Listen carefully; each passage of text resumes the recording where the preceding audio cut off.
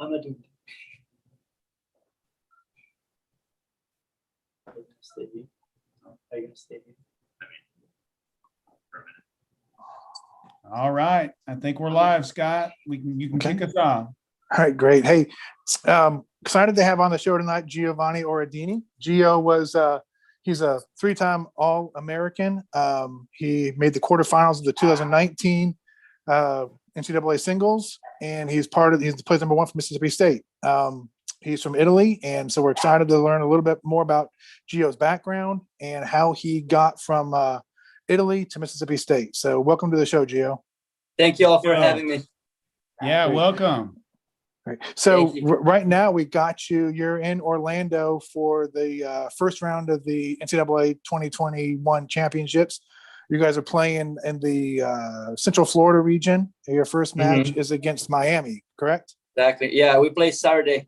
Saturday. All right. And so so tell us about when you guys get to Orlando, and what have you guys done in terms of your preparation since you've been there? So we got to Orlando last night. We hit the day twice. We practiced for like 3-4 hours. I mean, we're just getting used to the conditions here. It's pretty warm and humid. So we tried to get like a physical practice today and tomorrow, and play some doubles points and singles points. And tomorrow maybe we're gonna go into more specific things for each one of us. I mean, we're honestly been preparing for months now. Like usually that's when we play the best, is like by the end of the season. So we're ready. I feel like we're all ready to go, and we're just doing what we've been doing every day. So nothing really different. Right. And this isn't your first time to the national campus, right? You guys played there in 2019, correct? Exactly. We played Oklahoma. We played a dual match against them the first time. First time I came here. And then we had the individual NCAA championship in 2019. Yeah. So we've never been there, but what are your thoughts on the campus and the setup there? Is it pretty amazing? It's awesome. It's awesome. It's such a tennis environment. There are so many courts. Today we visited I think it's called the Adidas Performance Center. It's where the pros practice, and I mean, we saw that red clay, like a lot of hard courts, then an indoor facility, awesome gyms, like weight rooms. I mean, everything is awesome. Like you can tell, like the facilities are amazing, and it's a perfect place to practice. There is definitely all you need to become successful. So it's awesome. It's good for all of us to see this. I feel like it's motivating for each one of us to be in such a cool environment and play college tennis matches here. Yeah, for sure. All right, so give us a little bit of your background in terms of how you got started in tennis and growing up in Italy, sort of what the culture of tennis was like and where you grew up. Yeah, because Gio, we're really excited to hear about your younger ages, right? So when you were 8, 9, 10, as you were coming up as a player, kind of walk us through that, like Scott said, in Italy. Okay, so I started playing tennis when I was 4 or 5 years old with my dad. My dad is a coach in my hometown. I grew up in this hometown. It's like a small town northern of Verona.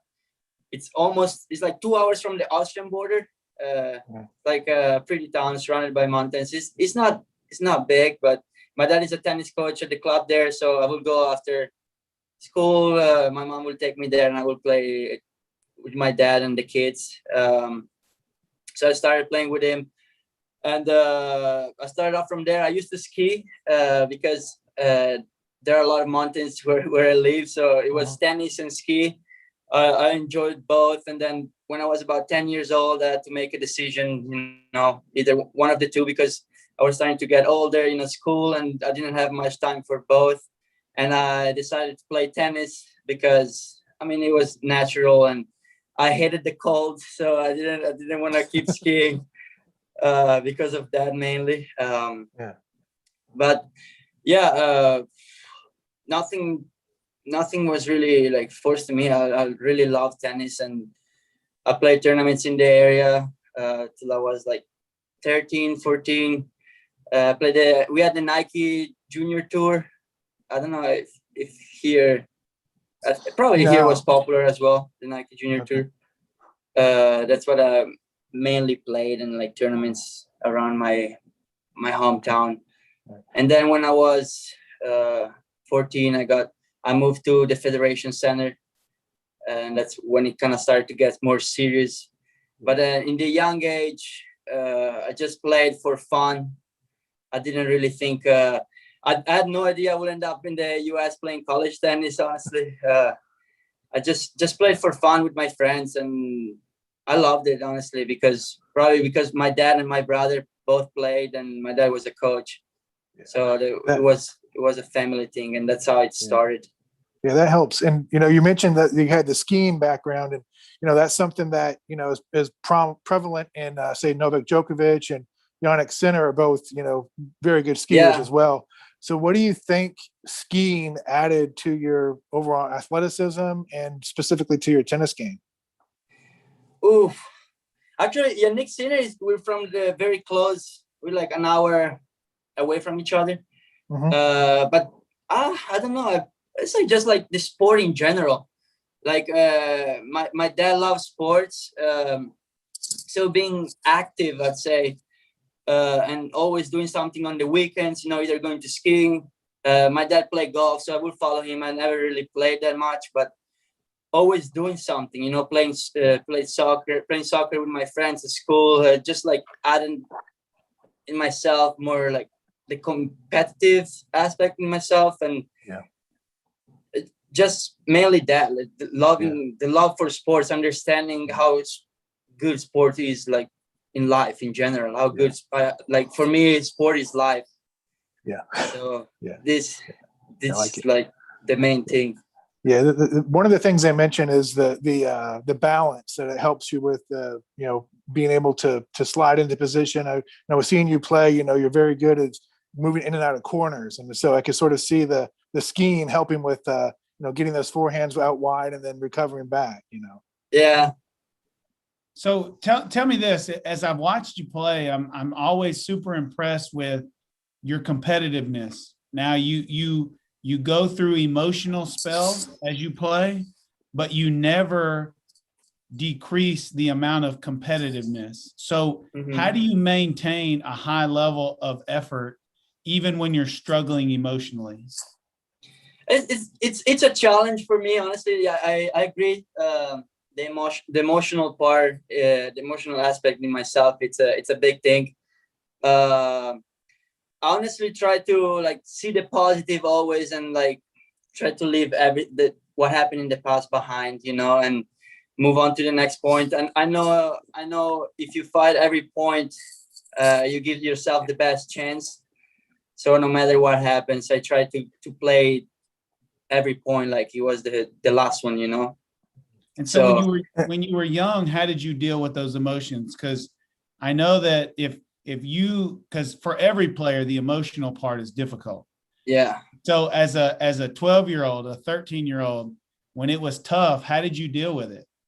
I wasn't great at it. It was the biggest weakness I had, and it took me a long time to kind of use it as a weapon. Now I feel like it's something that I can use it in a positive way now, because I kind of transform the anger in like getting myself going.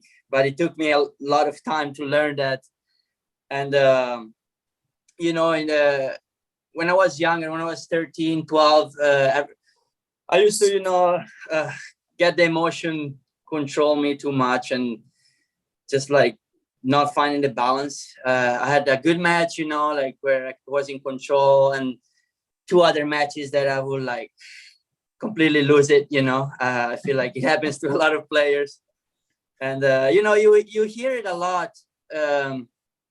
It's not right to do that. It's not right to do that. But we all know it's not right. Maybe to give up a few points because you're mad, or like have a bad body language. But I feel like finding myself in a lot of tough situations and playing a lot of matches and having pressure and having to deal with it helped me And I think college tennis, that what helped me the most, dealing with my emotions, because I don't play only for myself. I play for my teammates. Before you give up a point, you gotta like literally, I literally think, well, I'm playing for my team. There is a lot more. It's not only about myself. So there is a lot more here, and that's what makes me fight even more. And that's also another reason I decided to come to college, and maybe we can have that conversation later. But this is basically the main thing.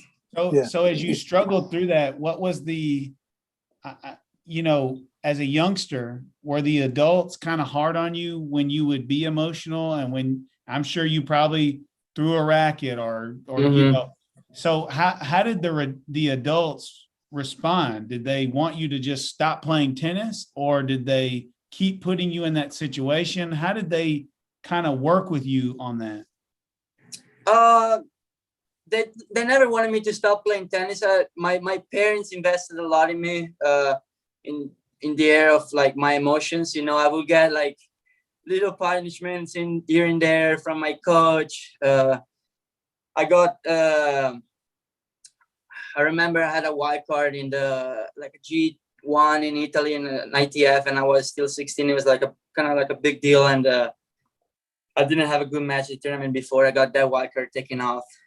So taken away from me. So that happened, and like I kind of started to realize it with the years and kind of like matured.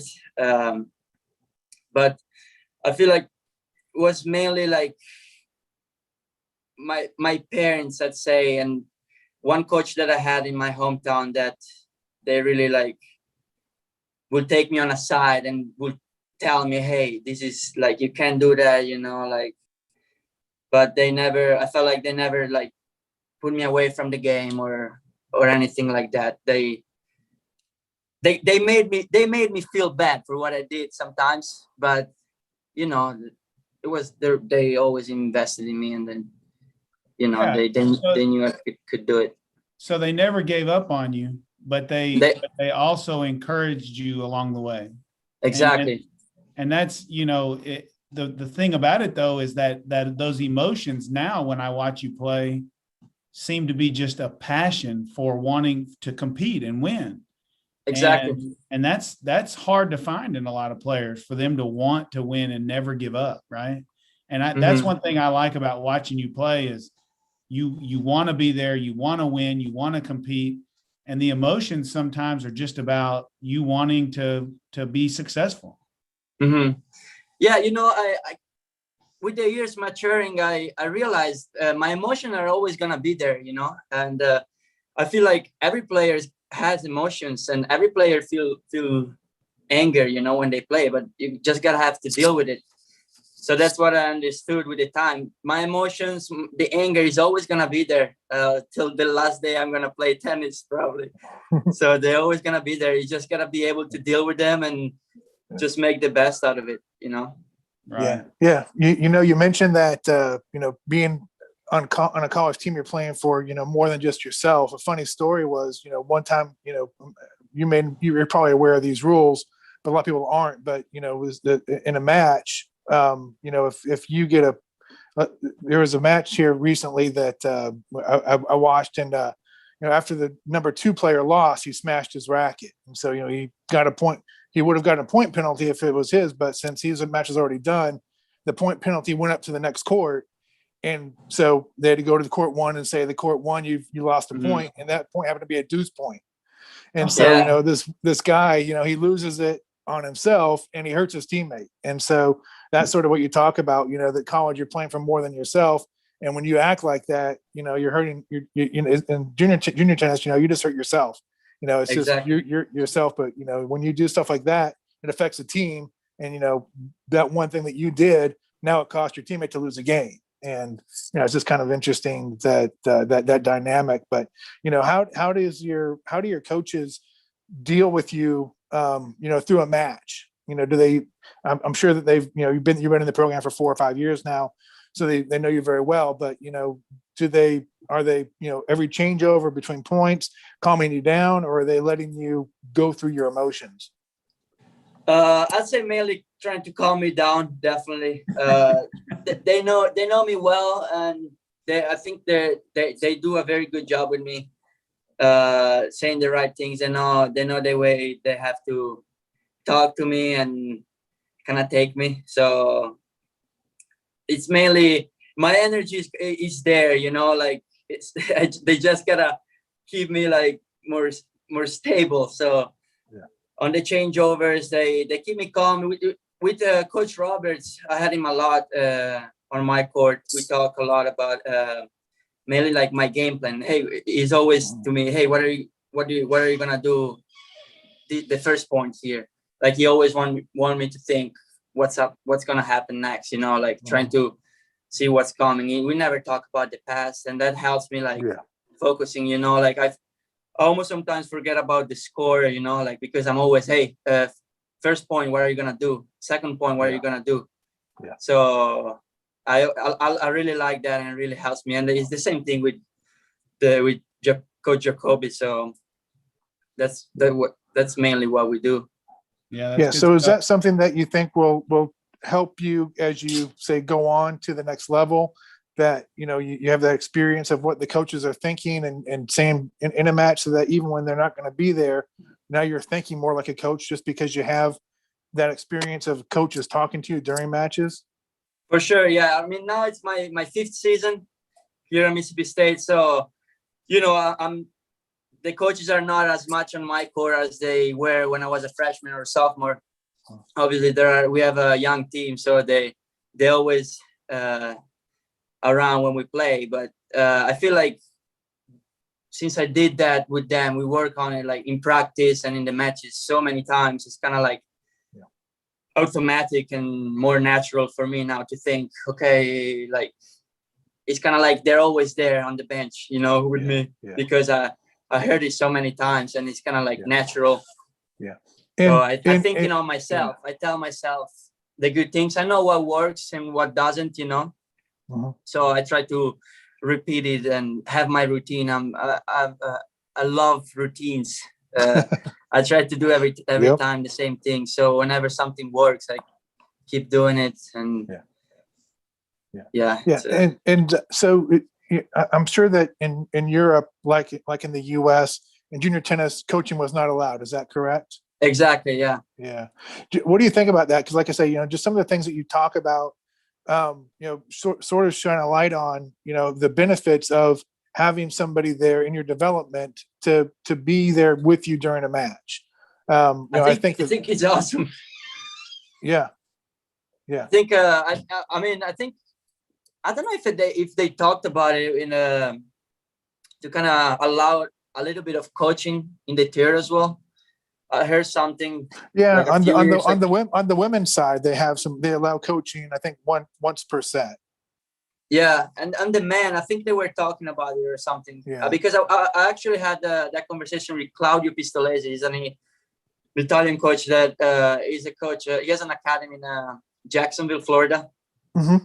And we were talking about it, how like college tennis, and they want to maybe take something on the tour from college tennis. But I think it's a great thing because a lot of sports coaches are allowed to coach during the game. So yeah. I mean, I think tennis is the only one where you can't do it. It seems like every other sport, whether it's boxing, between during changeovers or whatever the timeouts or whatever they have in boxing, the rounds. Your coach, your trainer is there telling you stuff. Obviously, in basketball, football, etc. There's always constant coaching, and it seems like then you have these 9-year-old kids that are starting to compete, and it's just like go out there and 2 hours later they're fried and they don't know really what just happened. So missed opportunity. Exactly. Yeah. I think I would allow it for sure. Yeah. In the pro tour, if I had a little bit of power. to make the decision. But excellent. Yeah. Good. So getting back to your childhood in Italy, tell us a little bit about sort of the area that you grew up in, and what kind of courts? I mean, I'm guessing you played on red clay, and indoor probably. So were the courts indoors? Were those also clay courts, or was it different surfaces? We had different surfaces. I say in the winter, it gets pretty cold in October. So I'd say from October to February, March, it's the indoor season. Mhm. And I grew up playing on hard courts like this period of time, because in my club we only had indoor hard courts. But Okay. I mean, then there obviously are like indoor red clay. Yeah. And then when from March to September, October, when it was warm, I would play red clay, outdoors. So I would play in the both, and that really is good for development, because you get both styles. You get the 6 months out of the year you're playing the red clay, 6 months out of the year you're playing on indoor hard. That really goes to the two extremes of the sport, and so you have to develop your entire game with that. That's probably a good way to go. Scott, Exactly. watching Gio play, it makes perfect sense, right? Because he plays a heavy, lot of spin type of ball, but also can play at a very take it early pace, right? Mm-hmm. I mean, he'll step way in the court, take it super early, but he can also play with a ton of spin. So, yeah, I didn't realize that Italy was hard and clay. But now it makes perfect sense why your game style is exactly what it is. Yeah, it's more where I live, because since I'm in the north, we have a lot of indoor courts, but probably more in the south, since it's warmer. There are like mainly either outdoor hard courts or mostly red clay, and they play outside most of the year. Yeah. And can you explain the difference between red clay and green clay? Because they are very different. Great question. I played actually on green clay once. Oh, I played once? a future in Pensacola, and for what I remember, I played in it 3 or 4 years ago. The green clay is a bit faster than the red clay, and it's more slippery. I would slide more, and it was more slippery. Yeah. And on red clay, I'd say it depends on the country you are, because in Germany, I feel like the red clay is way faster than in Italy. In Italy, most of the clubs have a lot of clay on the court, and that makes it slower. And then when heavier, if it rains, it gets heavy. Then it's very slow. Yeah, and it's a lot harder on your legs, right? Because it's harder to move, and it's a real workout. Like you say, the green clay is very slippery, so it's sort of easy to move and easy to slide. The red clay is heavy and hard, and it's like I say, it's a completely different game. Exactly. I always have to adjust my game when I go back in the summer to play tournaments because I play mostly on red clay. And in hardcore you play serve and first 2 balls, serve and first ball, and on red clay you rally way more. So my coach is always, it's not gonna work the whole match if you hit serve and first ball. You have to be more patient and build the point more. Right. Especially here on clay, use more the spin and more angles. So. All right, so Gio, let me change the subject. Going back to college, what made you choose Mississippi State? Kind of talk to us about how you found the school, what made you choose it, what was their recruiting pitch? Kind of give us the rundown. So I kind of decided last minute. I wasn't really sure. I wanted to play professional tennis at first, and then my coach accepted a job in the federation, and I was thinking about college, but not really taking it seriously. Then my coach accepted that job, and I was like, good, like I'm not gonna go. I can't go with him because he was starting to work with the federation. So I think it's a great opportunity for me to try out this experience. And last minute, I was talking with a few schools, and one of these was Mississippi State, and I really like the coaches. I was in touch with Matt Walters. He's the coach at Clemson now, and Matt Roberts. And I like the both of them a lot. I felt like they showed me the most interest in me. I felt right away they were being honest in the recruiting, telling me straightforward how everything was, how everything worked. And I knew the team was good because I knew Nuno from juniors. I knew other few guys. I knew they could play. So I was like, that sounds like a great place to go practice. You know, all of the guys in the team are competitive tennis players. So I thought it was the best fit for what I wanted to do going there. So that's why I decided to go. So you're telling me it wasn't Starkville? It wasn't the town of Starkville that attracted you mostly to? No, I had no idea. I had no idea about Starkville, Mississippi. I actually went on a visit in September. I went in the spring.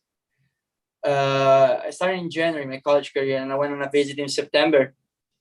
And the first time in Starkville, I see this small place. I was like, this was like very different, but I loved it. It was like, I feel like I'm in a movie, you know? It's such an American little town, and I loved it. Then, you know, when I stayed there for months in a row, it took me a little bit to get used to it because it's such a culture change and everything is very different. But it's my second home now. You know, I've been there 4 years. It almost feels more home Starkville than my hometown since I've been there for so long. Wow. So go ahead, Robert. What other colleges did you consider? Virginia Tech. I was kind of like my two picks, Virginia Tech and Mississippi State. I was talking to Georgia Tech, San Diego. I remember UNC head coach saw me in Canada and kind of recruited me a little bit. Who else? Florida, but they didn't recruit me like as hard as Mississippi State, Virginia Tech, San Diego.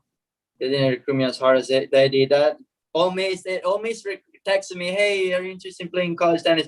Like the day after I signed with Mississippi State. I was like, sorry, I just signed with your rivals. Yeah, I'm interested. I'll see you in the fall, right? I'll see you soon. Yeah. But yeah, it's like the main schools. I don't really remember now. A school in New York, I remember I started to talk to them because I didn't know much about college tennis, and this school in it wasn't like in the Queens or something, like a cool area of New York. I was like, that sounds awesome, you know, like New York. Yeah. I could go there, you know, but yeah, it's interesting, you know, for European guys that are not that familiar with the States and sort of where they end up, and you hear their recruiting stories. And you know, we had a guy here a few years ago at Louisville called Sebastian Stiefelmeyer, and he was number one in ITA. So he was, you know, a really good player, but he ended up in Louisville. And his choices, when it came down to it, I think he said his choices were Marquette and Louisville. And it's just like two schools that you would never really think of as being elite type schools for a number one player. But, you know, they don't know sort of what they don't know, and they end up in some weird places. But I know that Starkville, they've developed, it's a great, you know, like you say, with Nuno and yourself, and a lot of great players are playing there, and they're building a great program. And you're in the SEC, playing great competition. So it's a good place to be. And you know, the SEC country it's so unlike everywhere else in the country. It's all these small little towns in the country, you know, Athens, Georgia, Oxford, Mississippi, and they have these huge campuses, huge schools, these small little rural towns. It's kind of interesting. Yeah, I'd say I got lucky because, as you said, I mean, I wasn't very familiar with the college tennis, and I mean, I did my research, you know, before signing. Obviously, I look up everything online. I talked to a few people that knew about college tennis and they knew about Mississippi State, but you know, it could have gone another way, you know. But I'd say I got very lucky for where I ended up, like, because I love the coaches, I love my teammates. I mean, Starkville, it's a small place, but it became my second home. I enjoy being there. I have a lot of friends. Yeah. I and, wouldn't change it. If I yeah. go back, I will make the same decision for sure. Yeah. The team seems very tight together, and you can Yeah, just see that there's a good we don't have any camaraderie. problems. Yeah, we don't have any problems with each other. It's cool about us that we're all from different countries. You know, there are a lot of different cultures, but we bond together. We're all friendly. We have a lot of fun outside the court as well. We always joking around. We definitely are close. So Gio, tell me, in what ways did college tennis make you a better tennis player? I mean, I know you talked about playing pro immediately, but it sounds like you're happy with your college decision. How has college made you a better player? I always say it made me a better man. You know, coming here by myself, making this decision, it wasn't easy, and I had you know, a lot of good and tough moments throughout these past 4 years, and it made me a better player because I learned how to deal with my emotions better. I learned how to be on my own. I learned what's good for me, what's not good for me. Staying, especially since I stayed by myself, you know, far from my family, from all the people that I knew. So I kind of, you know, like had to manage myself and do the right things, and made me mature a lot off the court. And then that went on the court, and it's more the human side more than the tennis, and that's what made me a better tennis player for sure. And it was also like my goal coming into college. You know, it was like doing a different experience, something that will help my personality, see something different, you know, because I was always in Italy, always around, always in my comfort zone, and that getting out of my comfort zone helped me a lot. So what are you majoring in? Kinesiology. I'm a sport administration. Cool. So what do you, when you quit playing tennis, what do you want to do for a living? Coach tennis, probably. There you go. You'll probably be good tennis. at that. Huh? I say you'll probably be good at that. Yeah, I hope so. I really, you know, I also, yeah, when I came to college, all I did was being a tennis player, you know. So also picking a major, I was like, that's interesting. I was in between business could be cool, but I wasn't great at it, you know. My high school preparation wasn't the best since I focused a lot on playing tennis. And I said sport admin, it sounds interesting. I mean, I don't see myself doing anything else that rather than working with sports, or especially tennis. I love tennis, and I mean, you never know what's gonna happen one day. I'm keeping multiple opportunities open, you know. But right now, my goal is to play tennis, hopefully become a successful pro tennis player, and then become a coach, you know, teach what I learned to other people, and kind of like help them realize their dreams and make them better people, tennis players, and do what my family and my coaches did to me. I think it'd be like a great job for me. So tell me That's this: awesome. are you how? I always am intrigued with the foreign players when they come to the States, and wonder, as soon as you can, are you going to go back to Italy, or do you just love it here and want to stay here? What are your thoughts?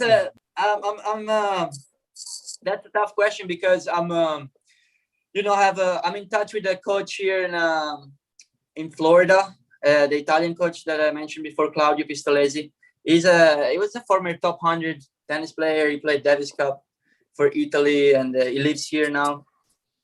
And since as I said, I love it here, so it could be a great option. Also, he's obviously a great coach, but also to stay here and kind of build my future here in the States. But also, when I was home for because of COVID, from March 2020 until I got back here in the spring. I practiced in the Milan Tennis Academy, and that's where my brother works. He's a coach there, and they have great coaches, great facilities, great strength coaches as well. So it's a great place to practice. So I'm kind of in between there. Then I have my coach in my hometown as well, that I'm in touch with him too. So I have these options right now, and I have to talk to them, and I still have to make that decision. But I don't know. I would like to do a little bit of both. Like knowing when I have to play tournaments, maybe in the summer. Stay in Europe. I play club matches in Rome. October, November, December. And then there are a lot of tournaments in the summer, and then I'd like to stay here for a bit too. I'd say the ideal would be staying a bit in half and half, half in Italy, half in the US, and then one day we'll see. That's right. A little bit of each. Yeah. Exactly. I still want my mom and my dad to see me sometimes. Good. Well, one of the things that they talk about with, sort of this rise in Italian tennis, you've got 10 guys in the top 100 there from Italy, maybe for the first time. And you have two of the young guys, Musetti and Sinner coming up. They talk about, sort of the challenger and future level tournaments that they have in Italy are really strong, and that it allows the Italians to get great competition. So is that sort of the thinking that you would go play the futures over there and try and get into the challengers through the Italian system? Yeah, for sure. Yeah, I know most of the guys in top 100 now, they play futures still. I know Mager, Caruso, they play futures still. I don't know, 4 or 5 years ago. I played Mager in a second round of a 25K 3 years ago, and now he's like 80 in the world, I think. Yeah.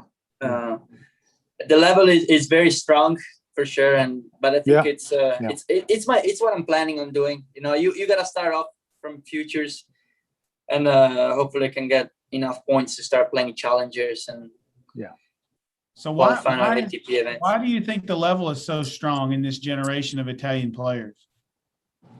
And maybe what is Italy doing that you see the U.S. is not doing?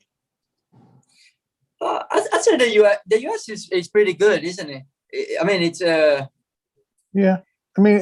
but you look at the size of Italy compared to the size of the U.S. It just seems like you're getting a lot more bang for your buck in Italy than we are in the U.S. Mm-hmm. I mean, in Italy, there are for sure. I mean, tennis I think it's the second most popular sport after soccer. So there are a lot of players playing. Yeah. We have pretty decent facilities, and as I said, a lot of players. And I'd say the amount of tournaments in the area, and like, it's not as expensive as here. That's something that I noticed. Because we have, as you said, it's a small country, so it's pretty easy to go play tournaments. You drive an hour, you have a tournament each week. So a lot of players are able to play. It's kind of expensive, but it's nothing too crazy, if you want to play futures, you can drive to Germany, Austria, France, Spain. It's like 6-7 hours drive. You can go to other countries and play. So we have club matches. That's something that keep a lot of players alive in the tour, because there are a lot of money playing club matches, and a lot of players want to play club matches so they can spend the money then to travel. That's something we don't have, is the club system. I know a lot of Europeans do that, whether it's in the UK or Germany or Italy. It's a way to help players bridge the gap of when they're not making enough money in the futures, they can play club to supplement that income that they're missing. We don't really have that here. It's either if you don't make it on the futures tour, you're going to starve. There's really nothing else for them to do. Exactly. Yeah. People say, like, I hear a lot. You have to have a lot of money to play tennis. If you want to become successful, your parents basically need to be rich. But I don't think nowadays is that true. I think you can work your way up. Like you can find a way doing these things, and then there is a lot of support. There is the federation, but there is like a lot of people that are open to invest in you and help you out. And I think if you have the potential, it's like you can make it. Especially for what I know in Italy, for my experience.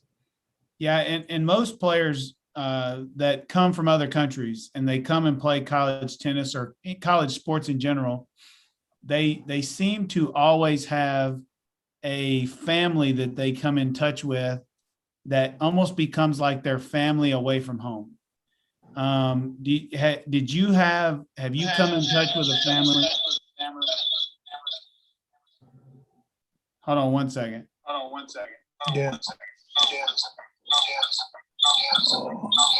Sorry.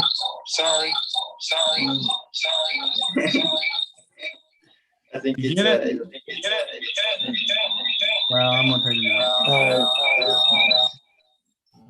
All right, there we go. awesome. So did you have a family that has kind of come in contact with you who you've become to like there in Starkville that you just never would have expected to get to know? Well, so like if there is a family that I'm close to, or Right. Yeah. I mean, like our family, we met a player that's here close to us, and we've kind of become his home away from home. And one of the things I've noticed is a lot of the foreign players, because they're so far from home, they get to know somebody from far away, and they get to know them, and it almost becomes their family away from home. Has that happened for you too? Yeah, I did. There is my teammate, Stedman Strickland. He's from Jackson, and his family, they always come watch us, and they're my second family. They're my American family here. Stedman is like my brother, and we became very good friends since he joined the team, and they're kind of like my family here, and that's it's them for sure. Like they make me feel like at home for sure. And Stedman especially, we since he joined the team, we became very good friends, and it's real difficult because I mean you can't go home for every holiday, Thanksgiving, Christmas, and all that, and so it's just so important for you to find somebody in the States who you can be friends with, get to know, and spend some of those holidays with, right? Exactly, yeah. Especially because in college you're so busy with during the week. You go to class, you have practice, you have to study, and then you go to bed, and then comes the weekend, you study. You can study the whole weekend, but if you have a little bit of free time, you want to do something. And for me at the beginning, when I first got here and I didn't know anybody, was the toughest part, like staying on a Sunday, on a sunny day. I didn't have a car, I didn't know many people. I had my teammates, but sometimes they were doing their own thing, so it was the toughest part for me, maybe like being alone, and since he got in the team, we became friends. And sometimes I go to Jackson. I don't go that much because we don't have much time, but that helped me a lot, definitely. Yeah, makes perfect sense. So normally at the end of the podcast, we do what we call a fast feed. So tell us the thing you miss most about Italy. Pizza. There's no pizza in America that rivals. There is pizza, but the Italian pizza is like, I miss it. I miss pizza and my family. I mean, but that's obviously that's probably the main thing. But pizza, it's something that I always miss. So especially because it's so cheap, with $4 I get a good pizza. Right. Here, here's 3 times as much. Is there a place in the States you've eaten pizza at that rivaled the pizza in Italy? They actually just opened a new pizza place in Starkville. I think it's called Bortown. Is it called Bortown? It's called Boardtown. I had it once and it was good. It was like similar to the Italian pizza. Oh, But that's a good. too bad they opened it like 2 months ago and I'm leaving in a month. That's right. That's right. Or Papa John's, but I get Papa John's. It's kind of far from the Italian pizza, but I still enjoy it, you know. So what is the thing you think you will miss the most about Starkville? My friends, my teammates. So is there any chance you'll stay there, or do you think once you graduate, you're going to go to like Miami or somewhere bigger? I mean, you never know, but I don't know. Right now, I don't plan on staying in Starkville. But you never know. You never know. I'm not. Maybe you could build some awesome tennis there in Starkville, man. Yeah, coaching some kids there.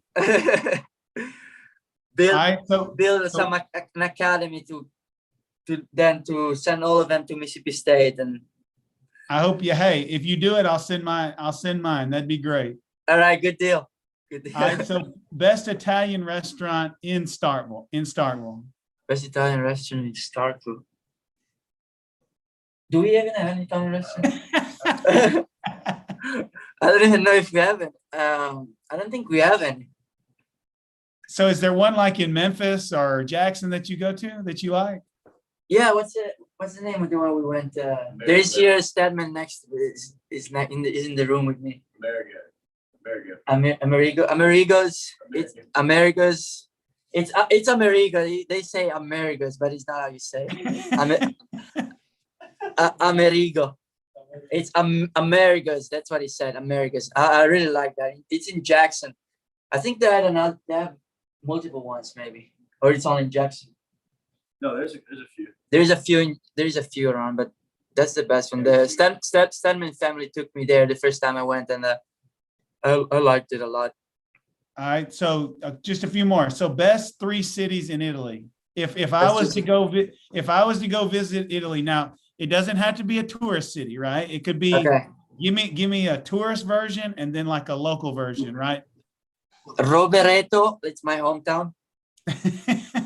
It's I think it's honestly, I think it's awesome. I mean, you know, I love it, but you know, we have the mountains, so you can go for hikes.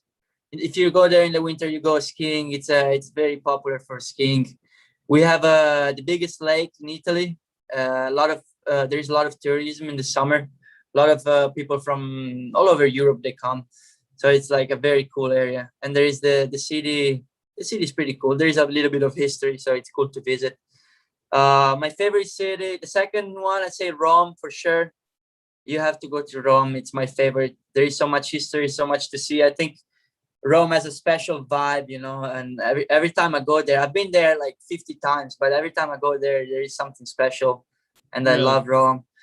The third one, I mean, not touristy. I mean, I will tell you Florence, but not touristy. I will go somewhere in the south, on the coast, you know, like in a small village.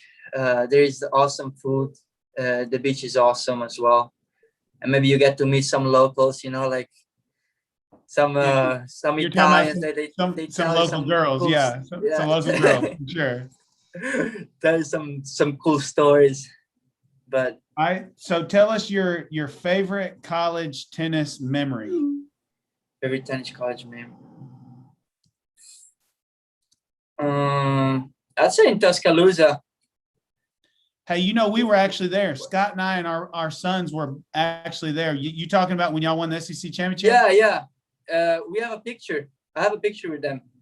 Yeah, you remember afterward we went to Nukes and ate after yeah. y'all won.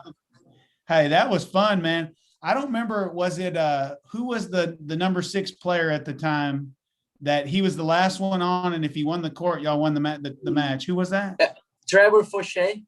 That's exactly right. That was a fun match, wasn't it? He won 8-6 in the breaker, I remember. He was down, I think he was down 2 match points. And the guy double faulted on 7-6 for him in the breaker. And it was awesome. It was against Florida, right? No, that was the same. He's against A&M in the finals. That's right. And who was the number 1 player for A&M? He's Patrick Gibson? Gibson, yeah. Yeah, He played man, there that only was for a semester. so. Scott, Gio's telling us he said his favorite college memory was when we saw them in Tuscaloosa win the SEC championship.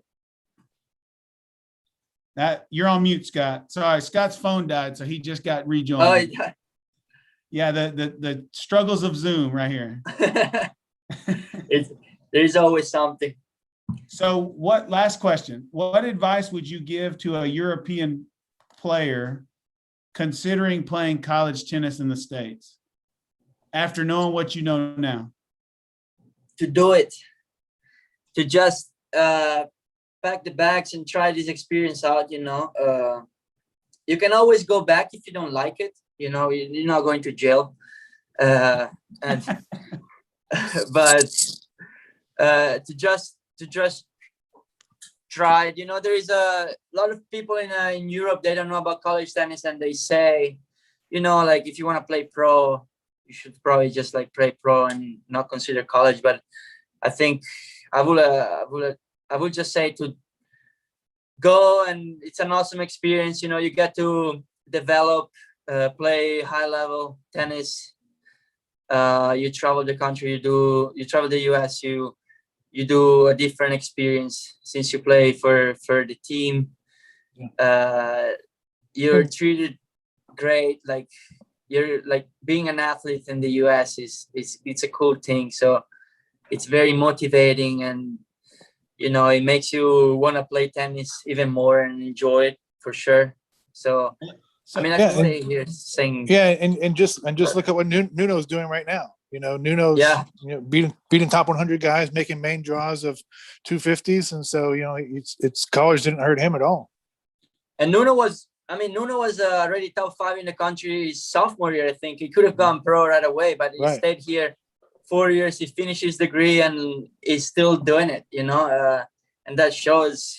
I mean, it's not only him. There are like other very good professional tennis players that come out of college tennis. So, all right. So let me ask an non-tennis question.